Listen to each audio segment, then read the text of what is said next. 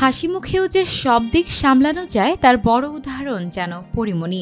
Shooting set থেকে আদালত সবখানেই তিনি ধরা দিচ্ছেন হাসি মুখে। ভক্তরাও আজকাল তাকে সুহাসিনী নামেই ডাকছেন। আবার কেউ কেউ ভাবছেন পরিমণির জীবনে এবার নতুন কেউ এসেছে, তাই এত হাসি খুশি এই অভিনেত্রী। সিনেমা ও ব্যক্তিজীবন দুই নিয়েই সবসময় আলোচনায় পড়ি। বেশ কিছুদিন ধরেই গুঞ্জন নতুন করে আবার সম্পর্কে জড়িয়েছেন তিনি। আর এবারে সে সন্দেহের তীর তরুণ গায়ক শেখ সাদী খানের দিকে। থাকবেই বা না কেন, আজকাল পরি ও সাদির একসাথে সময় কাটানো বেশ নজর কাটছে নেটিজেনদের। প্রায়ই একসাথে ক্যামেরায় ধরা দেন তারা।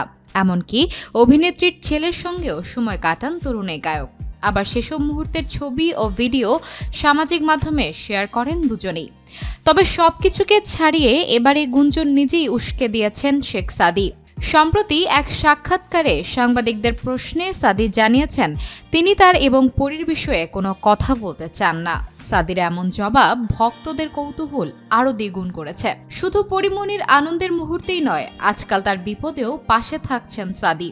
এমনকি সম্প্রতি পরীর জামিনদারও হয়েছেন তিনি। সোমবার ব্যবসায়ী নাসির উদ্দিন মাহমুদকে মারধর, ভাঙচুর ও ভয় ভীতি দেখানোর মামলায় গ্রেপ্তারি পরোয়ানা জারি হওয়ার পর আদালতে আত্মসমর্পণ করে জামিন পান পরিমণি। আদালতে জামিনের রায় শুনে কেঁদে ফেলেন এই নায়িকা। সে সময় আদালতেও তার পাশে ছিলেন সঙ্গীতশিল্পী শেখ সাদী খান।